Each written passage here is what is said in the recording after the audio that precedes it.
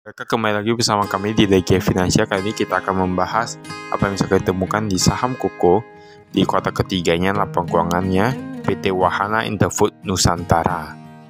Nah, seperti biasa ini ada direktur utamanya. Direktur utama yaitu Renat Siswanto. Alamat kantor ada di Jalan Dalali nomor 16, Kecamatan Andir, Kota Bandung. Nah, di sini ada disebutkan asetnya. Asetnya kemarin kasnya ya. Kas dan banknya cuma 1 miliaran, 1,2 miliaran, sekarang menjadi 141 miliaran. Nah, ini agak cukup besar nilainya. Hutang usaha berkurang dari 138 miliaran menjadi 111 miliaran. Kemudian hutang lain berkurang juga. Persediaan 94 miliaran menjadi 99 miliaran. Lalu kita lihat total aset lancarnya 284 menjadi 300 miliaran. Untuk keseluruhannya dari 485 miliaran menjadi 592 miliaran. Tapi yang kami agak aneh itu yang 141 miliarannya itu ya. Itu dapat dari mana? Nanti kita lihat ya.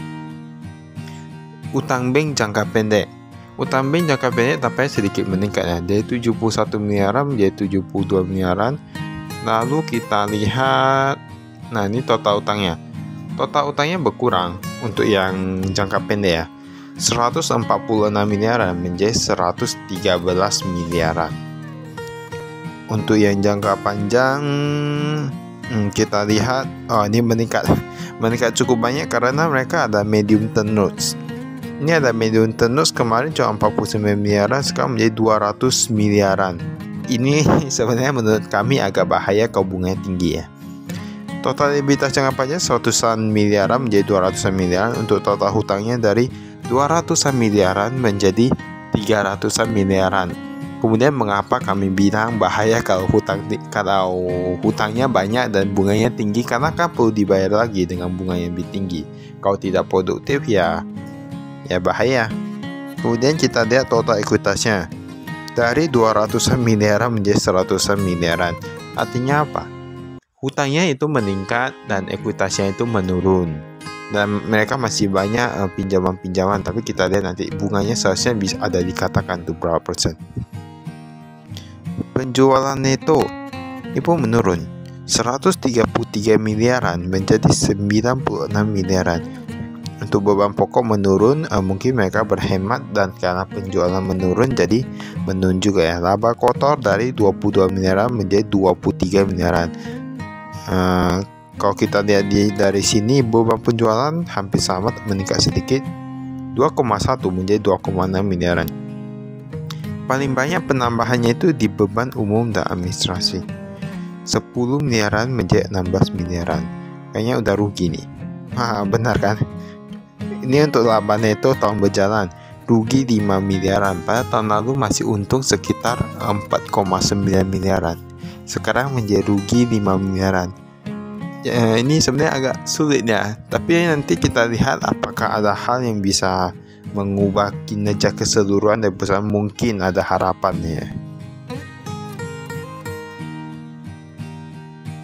Arus kas dari operasional penerimaan dari pelanggan tapi naik nih ya.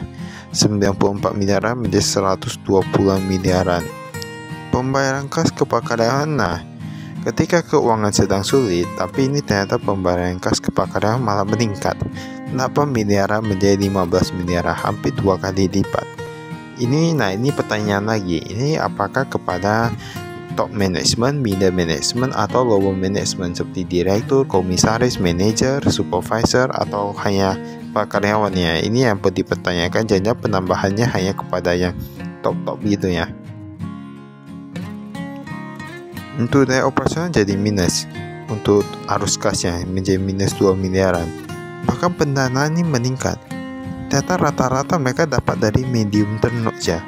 Medium term notes 150 miliaran. Sebenarnya kami agak khawatir dengan medium term notes ini, karena seharusnya ada bunga yang perlu dibayar ya. Ini kebanyakan ketika perusahaan keuangan sudah sangat tidak bagus, terkadang ada manajemen yang diganti. Kita ada komisaris utamanya ada Doni Hartanto tahun lalu, sekarang menjadi Andre Silvestre.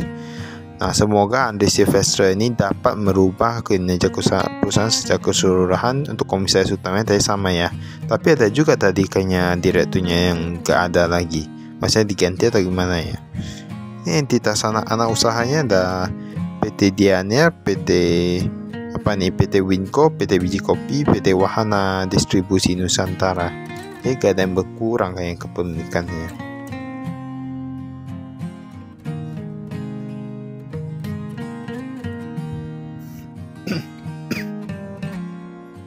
Tapi mau dibilang bagaimanapun, setiap perusahaan yang kurang bagus selalu ada harapan. Jadi kita gak bisa bilang perusahaan yang keuangannya sedang buruk itu jelek, gak bisa bilang perusahaan yang sedang bagus itu baik. Kas, kita lihat kas dari 60 juta menjadi 42 jutaan, dia menurun ya. Jadi sedikit aja itu karena masih jutaan. Ini wajib ada yang agak aneh nih. Mereka taruh uangnya semua di Bank Sinarmas 141 miliaran. Wah. Bukan tahu semua ya, tapi rata-rata itu paling banyak di Sinarmas dan perbandingannya sangat jauh ya. Kemarin cuma 19 jutaan, sekarang menjadi 141 miliaran. Cukup banyak ini perbedaannya. Kita lihat piutang usaha. Nah, piutang usaha semua dalam negeri nih 139 miliaran menjadi 112 miliaran. Jadi dia menurun ya.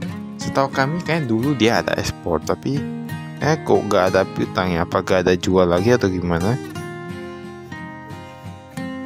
Nah nih, dari sini kita bisa lihat arus kasnya itu macet sekali. Bahkan yang lebih dari 3 bulan untuk piutangnya yang belum dibayar oleh orang lain itu mencapai 38 miliaran. Sudah hampir sama dengan yang belum jatuh tempo. Padahal kemarin tahun lalu cuma 9 miliaran, itu udah beberapa kali lipat, mungkin 4 kali lipat gitu ya. Sudah agak apa gitu ya. Memang terkadang susah gampang juga kalau soal piutang nih. Ini persediaan bahan baku dan proses penjadi. Tapi menurut kami, salah satu cara terbaik yang bisa dilakukan untuk menangani piutangnya macet itu biasanya dengan memberikan perhatian khusus kepada perusahaan yang dia piutangnya itu agak banyak yang sering macet. Ibaratnya kita tidak terlalu memaksakan, tapi kita juga harus bisa memaksakan sedikit. Karena ini aset tetapnya ya. Kan setahu kami ada beberapa hal yang bisa membuat orang itu ingin membayar hutang. Seperti satu, mereka terkesan dengan kita. Mereka memiliki rasa hormat dan ada rasa hormat dengan kita. Jadi mereka ada utang sesuatu, nah mereka itu biasanya akan lebih bisa membayar. Biasanya mereka akan sisihkan uangnya lebih kepada kita daripada pihak lain. Ataupun yang kedua itu mereka suka dengan kita ataupun gimana, karena ini lebih kepada emosional kalau bisa. Berdasarkan umur kita lihat. Nah ini nih, tadi kan kita bilang piutangnya macet. Kalau piutangnya macet, utangnya bisa macet juga. Ini bahkan memang sedikit berpengaruh. Sangat berpengaruh piutangnya. Kalau macet, utangnya kebanyakan bisa macet juga. Karena kebanyakan orang gak bayar kita aja, gimana kita mau bayar orang. Ini utang usaha Bank Sentral Asia, fase timeline revolving. Ini ada rekening koran juga. Wah, 9%, 8,75% per tahun.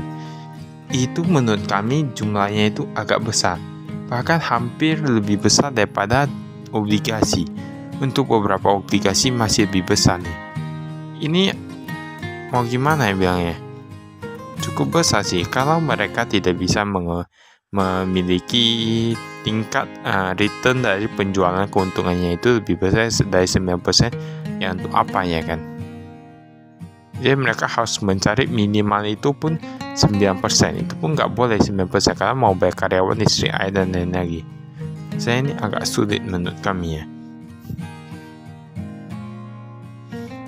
Tapi semoga nanti itu yang Pak Andre bisa menemukan solusinya ya. Tingkat diskonto kenaikan gaji. Oh, ini bukan.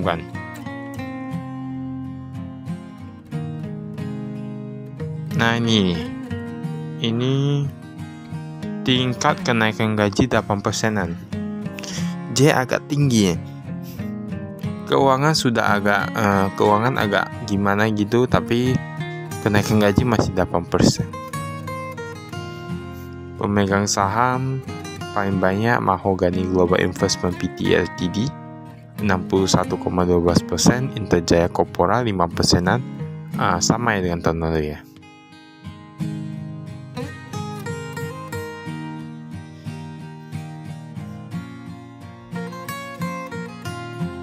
Ini kita skip. Nah, ini nih. Penjualan paling banyak di Kompong Kokut, tapi udah berkurang. Paling banyak dari Kokut dari 8 miliar menjadi 22 miliaran. Cocoa powder nih, food and beverage sudah meningkat, bahkan sudah ada nih food and beverage. Jadi mereka terus berkembang, terus berinovasi walaupun mereka keuangannya sedang mereka mau berusaha, berani mengambil resiko. Bagus juga ya nih ya.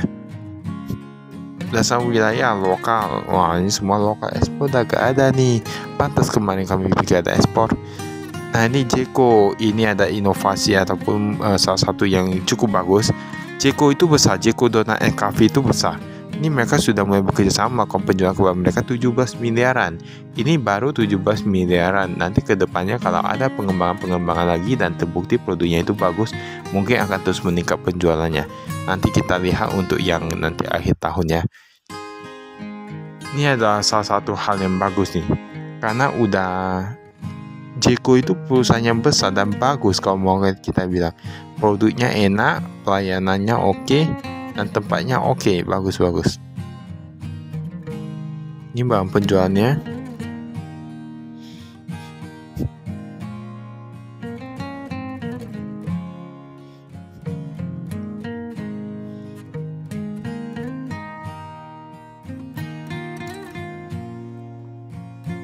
Ini informasi segmen. Ini tapi yang 2022 ada ke luar negeri, tapi 2023 udah gak ada ya penjualan ke luar negeri. Ekspor dah hilang. Tapi nanti kita lihat akhir tahun apakah ada atau enggak.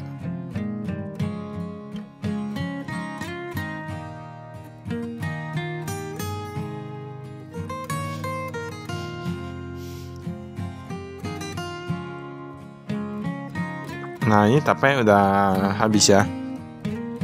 Mereka tuh saya dari kami, sekian, terima kasih, saya investasi.